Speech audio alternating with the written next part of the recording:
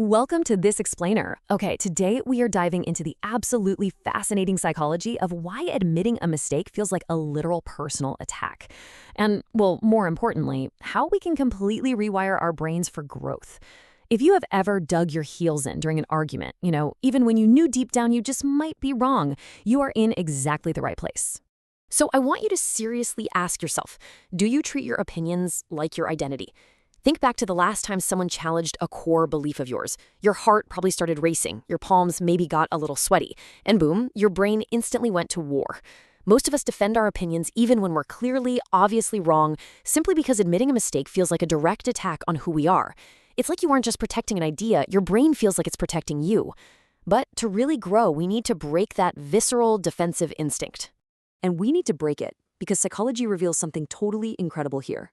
As the saying goes, the hallmark of a truly powerful mind isn't knowing all the answers, it's the ability to update your beliefs the exact moment the evidence changes. We so often think of intelligence as, being a walking encyclopedia, always having the right fact locked and loaded, but the research points to something completely different. Being willing to say, hey, I was wrong. Well, that's not a sign of weakness. It's actually the ultimate sign of intelligence. All right, let's jump right into Section 1, the art of being wrong, rewiring the brain for accuracy over ego. So to prioritize accuracy over ego, highly intelligent minds rely on a really cool psychological process called metacognition. Put simply, this is the process of thinking about your own thinking, rather than just accepting a random thought as absolute truth. Instead of just having a thought and blindly running with it, you actually start to observe the thought itself. It's kind of like stepping outside of your own head and becoming an objective witness to your own internal monologue. You're no longer just reacting impulsively, you are analyzing the reaction itself. A real game changer. You see, highly intelligent minds don't just walk around proclaiming, I'm right, all day. No. They constantly audit their own brains using 3 incredibly powerful questions. Number 1, what if I'm wrong? Number 2, what am I assuming right now? And number 3, what evidence do I actually have to back this up? By habitually asking these questions, you actively chip away at your own false confidence. You systematically replace your ego with accuracy, which moves you away from that knee-jerk emotional reaction and toward a highly informed conclusion. Moving right along to Section 2, escaping cognitive rigidity, the danger of the black and white trap.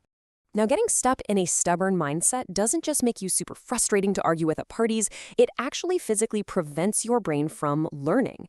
This is what we call cognitive rigidity. It's that black and white thinking where an idea is perceived as either 100% right or 100% wrong. Zero middle ground. And honestly, this is a massive hallmark of low-level thinking.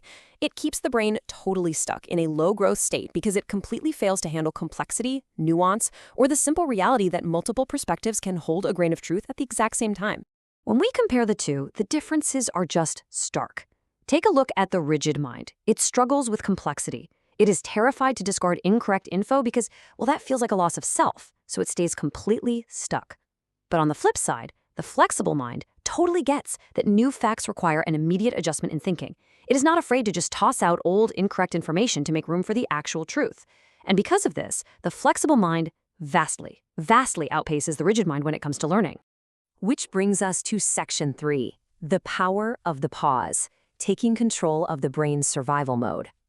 What's super fascinating here is how incredibly simple, yet scientifically powerful it is to override our emotional impulses. One of the absolute best ways to train your brain for flexibility is to simply stop responding instantly to everything. Psychology calls this cognitive control. Look, when you give in to an instant reaction, your brain is quite literally in survival mode. It's entirely driven by emotion and defensiveness. But when you introduce a cognitive pause, your brain actually shifts gears right into reasoning mode.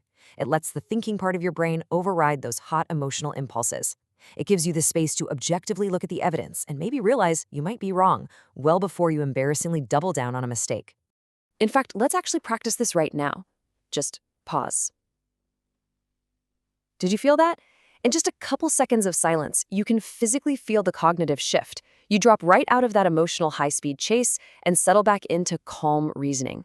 That space right there, that is exactly where intelligence lives. All right, let's get into Section 4. Building a flexible mind, practical tools for continuous intellectual growth. To really build that flexible mind, we need to look at specific, practical habits you can start applying today. First up is error-based learning. Look, So many people avoid mistakes like the plague because they are terrified of failure. But highly intelligent people, they actively study them. When you calmly review what went wrong, your brain fires up error-based learning. Your mind actually gets faster after a mistake.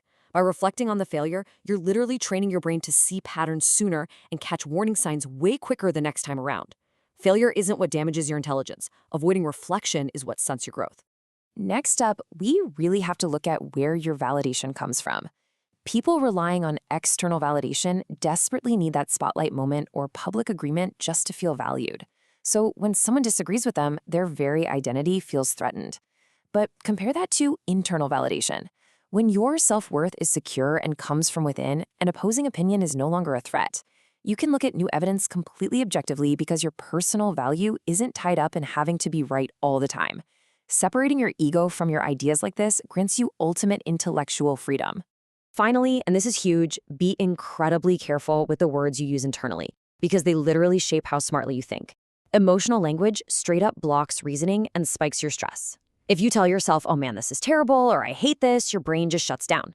High IQ thinking, though, uses neutral language. Instead of this is terrible, you say, okay, this didn't work. Instead of I hate this, you ask, all right, what can I adjust? Stripping all that dramatic emotional language from your internal vocabulary keeps your brain locked in a stress-free, problem-solving mode. It makes it so much easier to pivot your strategy when your current path just isn't working out. So here's the big takeaway. Cognitive flexibility isn't something you're just born with. It's a skill, and it grows quietly through the habit of deeper, more deliberate thinking. You literally turn your mind into a tool that is always evolving by consistently choosing evidence over identity. So I want to leave you with a provocative thought. What old pattern are you going to break today? The next time you feel that hot flash of defensiveness, are you going to double down, or will you take a cognitive pause and update your beliefs? The choice to evolve is entirely yours. Thanks so much for joining me for this explainer, and remember to keep questioning everything.